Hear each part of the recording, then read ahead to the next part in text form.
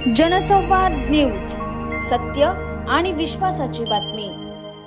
उल्हासनगरमध्ये नववर्षाच्या स्वागतासाठी जल्लोष करणाऱ्या तरुणाईसह नियमांचे उल्लंघन करणाऱ्या तसेच मद्यप्राशन करून वाहन चालवणाऱ्यांवर शहर पोलीस आणि वाहतूक पोलिसांनी ठिकठिकाणी नाकाबंदी करीत संशयास्पद वाहनांची तपासणी केली आहे।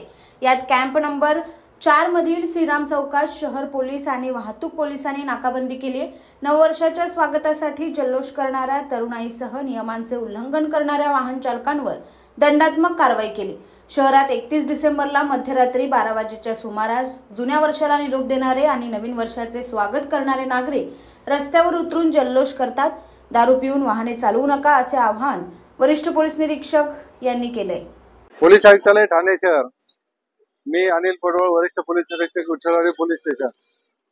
मी आपल्या सर्व उल्हासनगर वासियांना तसेच विठ्ठलवाडी पोलीस स्टेशनच्या अंतर्गत सर्व जनतेला नवीन वर्ष 2025च्या हार्दिक शुभेच्छा माझे सर्व पोलीस अधिकारी व अंमलदार यांच्या वतीने प्रथमतः देतो।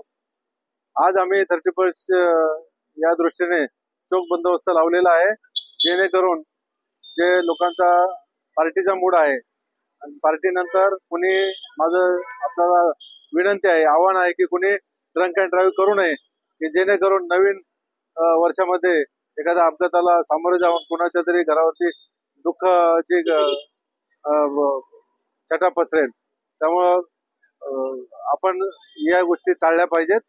आपल्या ट्रॅफिकवरती जास्त पार्किंग सुद्धा व्यवस्थित केली पाहिजे, जेणेकरून इतर वाहनांना सुद्धा अडचणी झाली नाही पाहिजे।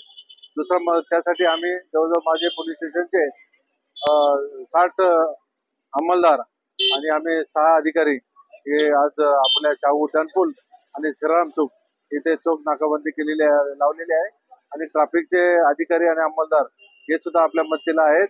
त्यांच्याकडे मशीन आहे ज्याद्वारे आपण कोण चालक दारू पिऊन चालवत आहे गाडी त्याच्यावरती सक्त कारवाई करण्यात येणार आहे।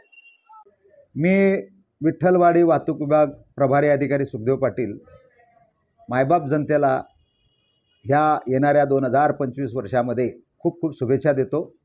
सन 2024 1 जानेवारी तर 31 डिसेंबरपर्यंत जवळपास 47,566 केसेस आपण केल्यात। त्याच्यामध्ये ऑनलाईन 3,52,04,90 रुपये आपण ऑनलाईन दंड त्यांच्यावर आकारण्यात आलेला आहे।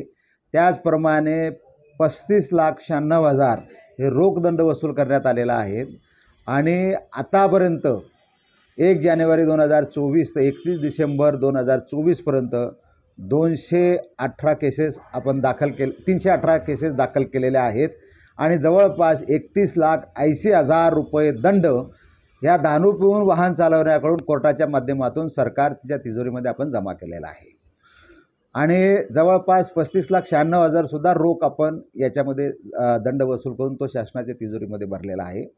लोकांना आपण असे अपील करतो की ह्या येणाऱ्या 2025 मध्ये आपण आता स्वागताला तयार झालेला आहोत। आपण दारू पिऊन वाहन चालवणार नाहीत, विदाउट हेल्मेट वाहन चालवणार नाहीत, विदाउट लायसन गाडी चालवणार नाहीत, त्याचप्रमाणे विदाउट सीटबेल्ट आपण गाडी चालवणार नाहीत। आपल्याकडे लायसन असलं पाहिजे, त्याचं इन्शुरन्स पॉलिसी आपल्याकडे असलं पाहिजे, PUC त्याचं फिटनेस आपल्याकडे असला पाहिजे। रश ड्रायव्हिंग आपण कुठला करू नका, ओव्हरटेकिंग करू नका, घाई गडबडीत कुठं जाऊ नका, कारण आपल्याकडे बदलापूर ते शिळफाटा हा हायवे आपल्याकडे आहे। त्या ठिकाणी कॉन्क्रीटचं रोडचं काम चालू आहे आणि लोकांना घरी जाण्याकरता खूप घाई असते। घराचा करता माणूस जर अपघातामध्ये दगावला तर त्या कुटुंबावर खूप मोठा आघात कोसळतो, जखमी झाला हॉस्पिटलला जावं लागतं, पोलीस स्टेशनच्या चक्रा मारावं लागतात। याच्यापासून जर असेल तर आपण स्वतः सुरक्षित ड्राईव्ह केली पाहिजे।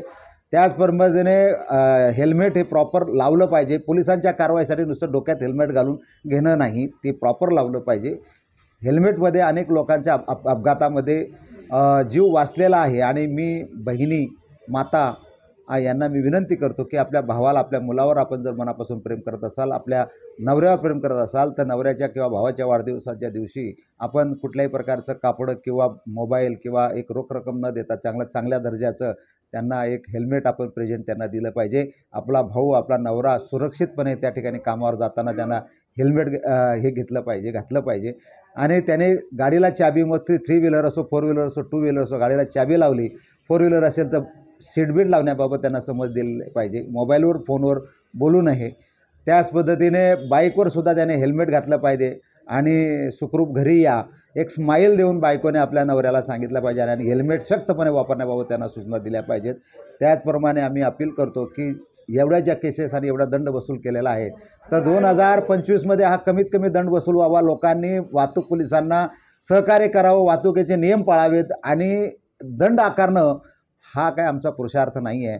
परंतु जर या शहरामध्ये अपघाताचे प्रमाण कमी झालं आणि लोक जर ज्या जनता त्या ठिकाणी जर ट्रॅफिकचे नियम पाळायला लागलेत, कुठेही वाहनावर गर्दी होणार नाही, वाहतूक कोंडी होणार नाही, अशा ठिकाणी वाहन सोडून जाणार नाहीत, तर नक्कीच आमचं ट्रॅफिक विभागाचं चांगलं काम ह्या महाराष्ट्र शासनाला हे दिसलं पाहिजे. एवढीच आमची विनंती आहे. लोकांनी पोलिसांना सहकार्य करावं. आज आमच्याकडे RSPचे सुद्धा शिक्षक या ठिकाणी मदतीला येतात. म्हणजे जनतेला आम्ही आवाहन करतो की आपण सुद्धा त्याच्याकडे मदतीला आले पाहिजेत आणि कुठल्याही प्रकारचं दारू पिऊन वाहन चालवूनमध्ये आपण अपघात नाही झालं पाहिजे. आणि जो पादचारी चालतो त्यालासुद्धा आपण अपघातग्रस्त करू नका. त्याची कुठलीही प्रकारची चूक नसताना तो जखमी आणि मृत्यू देखील पाहू शकतो. आणि खरी आपले आता जर खरी या बाय आपला 2024ला करायचं असेल तर नवीन 2025मध्ये आपण नवीन संकल्पना या आयुक्तालयामध्ये आपण करूया. मी माझ्या ठाणे पोलीस आयुक्तालयाचे माननीय आयुक्त आशुतोष ढुमरे साहेब, माननीय जॉईंट CP चव्हाण साहेब, आमचे उपायुक्त श्री माननीय पंकजी सिरसाट साहेब यांच्या वतीने व वाहतूक जनसंवाद न्यूज, सत्य आणि विश्वासाची बातमी. आजच सबस्क्राइब करून बेल आयकॉनला क्लिक करा आणि पहा ताज्या घडामोडींचा अचूक अंदाज आपल्या मोबाईलवर.